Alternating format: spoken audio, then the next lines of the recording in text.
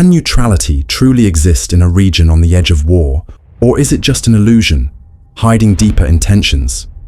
As nuclear tensions escalate between Iran, Israel, and the United States, the Arab Gulf states have found themselves in the eye of the storm, not as combatants, but as cautious observers. Their silence is not indifference, it's strategy. In back-channel talks and quiet diplomatic meetings, leaders from Saudi Arabia, the UAE, Qatar, Kuwait, Oman, and Bahrain have all sent a unified message to Tehran. We are neutral, but why now? And what does this neutrality really mean in a region haunted by wars, foreign intervention, and centuries of shifting alliances? To understand their position today, we have to look back. A region. Shaped by fire and oil, the Arabian Gulf has never been just a geographic space. It's been a theater of empire. From British colonial footprints to American military expansion, foreign powers have long dictated the fate of this region. In return, the Gulf states have learned a hard truth. When giants fight, smaller nations bleed.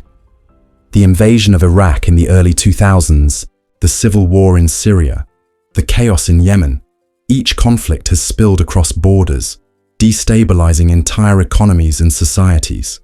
Today, the threat of a direct Iran-Israel war looms large.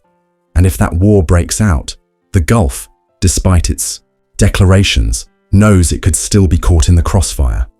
So their neutrality is not weakness.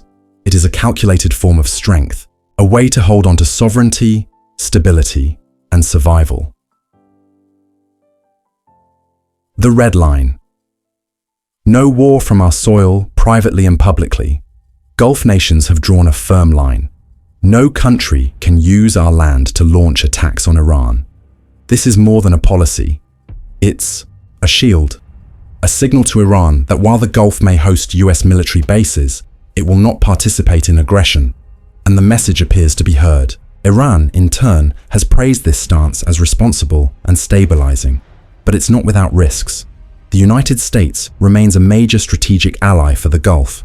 Billions of dollars have been spent on defense deals, fighter jets, and missile systems. American troops are stationed throughout the region, and in times of crisis, Washington has historically been the Gulf's protector.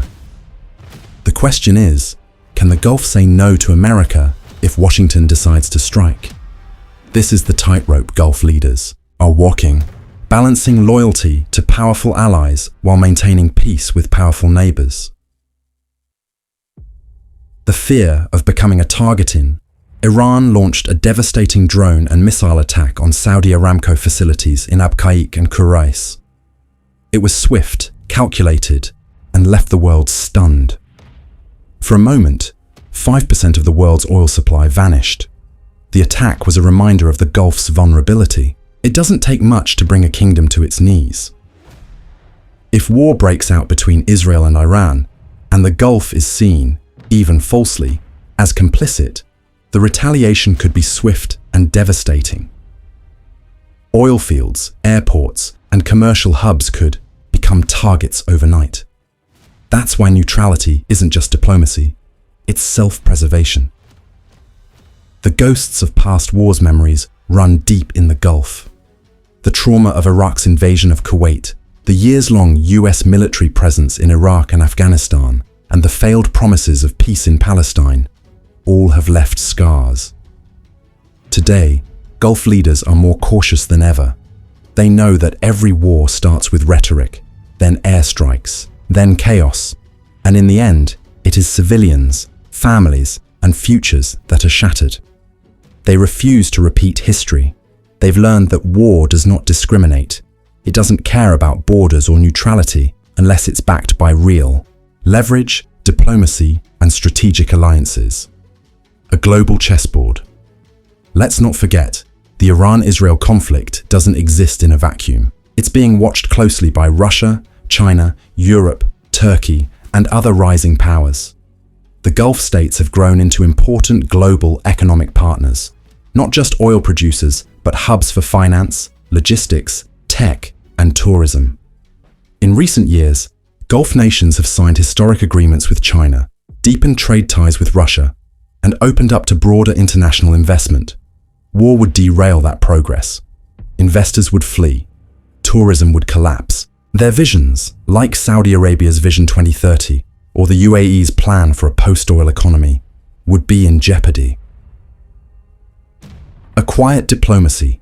Behind the curtain, while headlines focus on threats and military drills, something else is happening behind closed doors.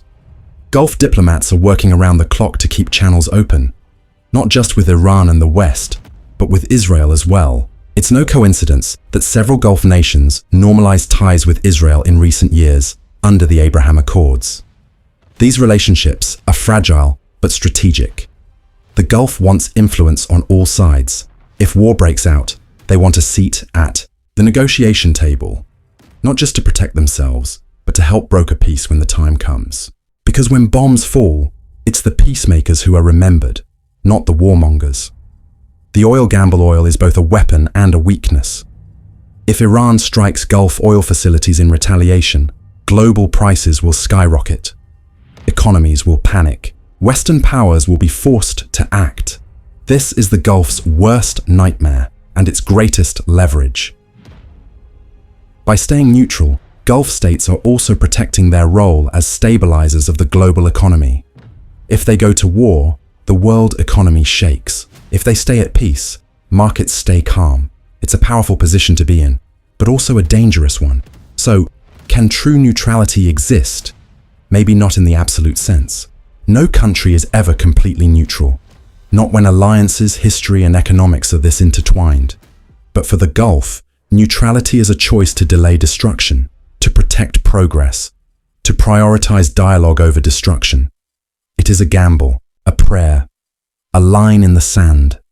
And right now, in a world bracing for the unthinkable, it might be the only thing standing between diplomacy and doomsday.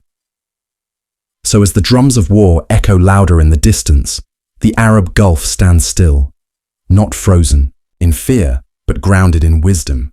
Their silence isn't surrender. Their neutrality isn't weakness. It's a reminder to the world that not every battle must be fought with fire. In a region that has survived empires, invasions, revolutions, and betrayals, sometimes the bravest move is not to choose sides, but to choose peace. The question now is, will the world allow it? Or will neutrality be the next casualty of this growing storm? Only time will tell.